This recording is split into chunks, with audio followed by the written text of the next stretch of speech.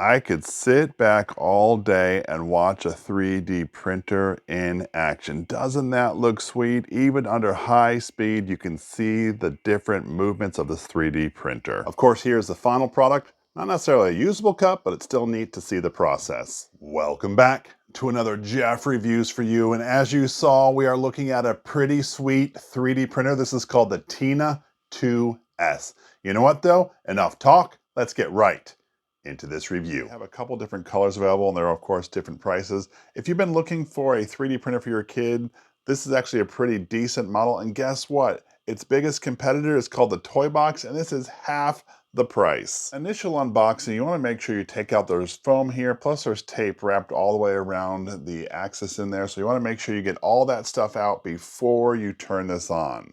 One last thing to remove is this shaft cover. You do not want to leave that on because, well, that could potentially damage it when you turn it on. Inside the box, you can see they actually included some sample prints, which you can expect to have printed from your Entina 2S. They also have some other supplies here. There's a USB drive. There is a glue stick. They have a sample size filament here, of course, a power supply. There's a connector that connects to your computer. If you're going to do it that way, of course, there is directions. The coolest feature is this is completely app enabled. That's how we are going to be using it, through the Wi-Fi program and the app, but I'm excited about that. Let's talk about the dimensions. Now, I'd filmed this previously, but something happened to the audio, so I'm actually redoing it. The height of this is about 10.5 inches. From left to right, it's 7 3/4 of an inch. The same thing from front to back, 7 3/4 of an inch.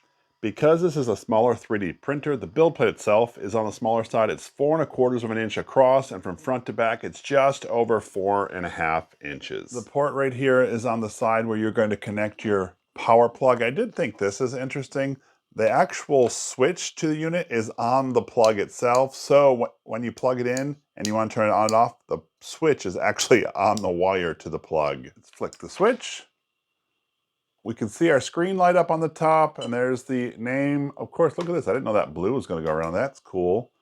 What you did not see is the arm with the filament head went all the way up to the top. Let's now start setting this up to accept the filament. Take that sticker off there on the top. Of course, our language is going to be English, so let's push that down to accept that. Yes, the next step we want to do is install our filament. We're going to hit next. So as it's heating the nozzle, I'm going to get our sample filament here and get it ready. The filament head is still warming up. What we're going to do is going to open up this spot right here. That's what's going to hold our filament wheel. So let me get this ready. We're going to slip this right on this direction. Now, I did cut this part to a point. The directions actually recommend that too. So what we're going to end up doing is we're going to end up feeding it up through here. And as it comes up, we're actually going to take the nozzle that was already connected up here to the head, and we're going to stick it down into here. And then, of course, that filament will go up through the tube and out through the nozzle tip. We've reached the temperature. They have this set to 210 degrees Celsius. Now I'm supposed to actually insert the filament and start the process.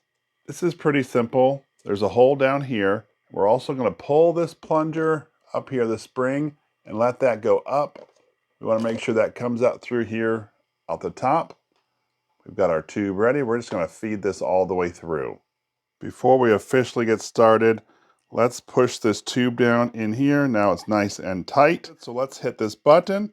I do appreciate how lit up this print area is right now. It's actually pretty amazing. So what I think is happening now is, because I've seen the wheel spin a little bit, is the wire is being pulled up and through, and we're going to start to see it come out here in just a little bit. There it comes, just like we thought. We are now completely loaded. A little pro tip, I actually brought this entire tube out just so it wasn't stuck in there, because when the print head starts moving, you don't want that getting jammed, so just make sure you pull that out when you're ready to print. After about 20 seconds of the filament coming out of the print head, this screen has now changed. We are going to continue because we are already through. Next thing we're going to do is we're going to insert our card right into here. Our card is installed. We are told that there's actually some files on here that we can print, so I do want to try that. Let's see. I can spin the wheel. I don't know what this rabbit thing is, but we're going to print that. Let's click print. Now notice I'm doing that all right from here at the top. It's very user-friendly and convenient. Now, however, let's see how the print looks. Right now the bed is heating up for getting ready for our first print. I did not do any bed leveling. I have not done any kind of tech maintenance at all. This is just right outside the box. I'm interested to see if it's gonna start to print. This first print that we did, of course, was on the card that it came with, but I wanted you to see and hear the movement of this 3D printer. Let's just take a quick listen.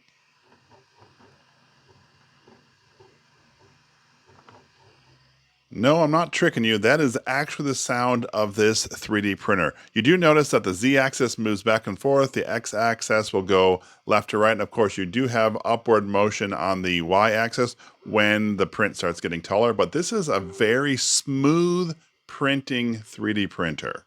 So, tell me, what are your thoughts of this little kid-friendly 3D printer? Something you're interested in? Let me know down in the comment section below. I would love to hear from you. We're still in the process of completing our first print. So what I want to do is I want to set up the app, and actually right here in the instruction, there's a QR code that you scan. That same QR code is also a sticker on the top of your Tina 2S, so they do have it in 2 locations. We have downloaded the app and we are ready to go, all logged in. I'm going to use this little tiny phone stand that came with our Tina 2S, something that you can 3D print on your own, but they also sent one. So right here, what we're going to do is I bought a Tina 2S. There are some tutorials that we're going to go through if you would like to. I'm just going to click next and go through these. And we'll click OK and start printing. Once this rabbit or our first print is done, we will be using the app from here on out. That's something I really think that people will use, and I'm looking forward to showing that to you. I might have a special guest come help me with that part. After about an hour and 14 minutes, it looks like our rabbit is done. I will have some cleaning up to do because I noticed right here on the ears that it sort of started to spread a little bit, but I think that can be cleaned off pretty easily. Let me take it off and show you what it looks like. Up close and personal, the rabbit actually looks pretty good. I just shaved off the excess filament there that didn't need to be there, and we have a pretty decent rabbit. We want to make sure we set up our 3D printer now to the app. So I have the app open right here in Device Manager. You can see that. I'm going to click on all devices. We're going to add an online device. So there's a QR code right here on the top of our 3D printer that we are going to need to scan. It's also will populate the same code, I believe, right here on the screen if we went through. We're going to go down here to where it says control on our screen, come down here to Wi-Fi network. Where's our Wi-Fi QR code? Now that should be the same code as this. It looks very similar. We're going to hit next. Let's hit scan.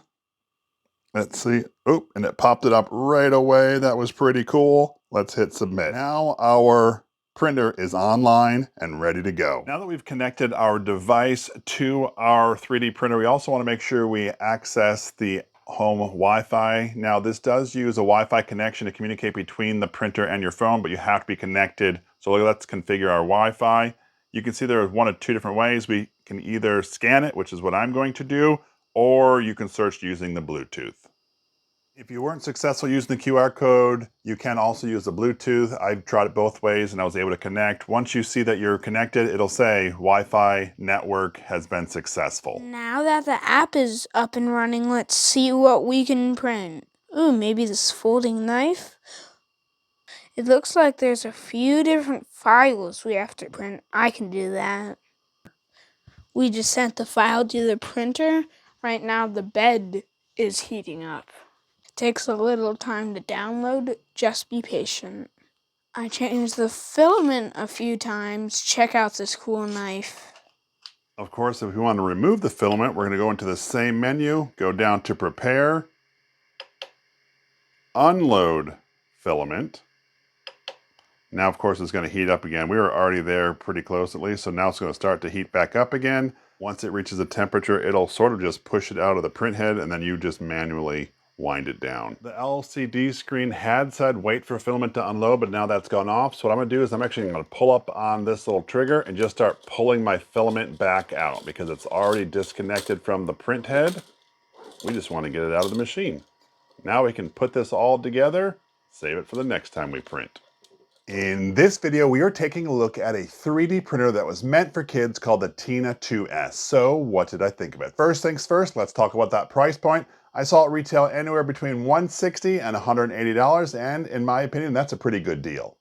I love that you have 3 ways to communicate with this 3D printer. 1, through the included wire, 2, through the included micro SD card, or 3, through the app that you can download. All 3 of them are very convenient and very responsive. My favorite thing was right out of the box, this thing was ready to print, and because of that auto leveling base, I did not have to do anything to set up, and all of my prints have come out just like they were supposed to. It's also important to note that it does come with its own slicer program, but you can use your own program as long as it supports the Tina 2S. I used Cura and it was right there on there ready to go. It does come with a 24-month warranty, and most important, kids can use it. And yes, I do let my son use it, although because of his age, I am supervising when he's using it, but he's had a lot of fun printing a lot of different toys.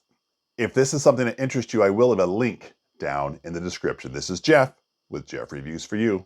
As always, thanks for stopping by, and I hope you have a great day. Check out those print lines. They are super smooth and uniform. I want to give you a small sampling of what we were able to print. This is the knife that my son wanted to print. We have a tank, the rabbit, a Lego man. There's some lightsaber holders. There is so many different things that you can print. I really like these flexi things. Those are really extra cool. You know what? There's almost no limit to the things that you can print with this 3D printer. I really do appreciate that you stayed around for my entire review of the Tina 2S. You know what? We've reviewed a few other kids' toys. What I'm gonna do is I'm gonna link one right up here, and I would love it if you would click on this link. And when you do, by the magic of the internet, I'm gonna join you right here. So go ahead, click it. It's safe, I promise.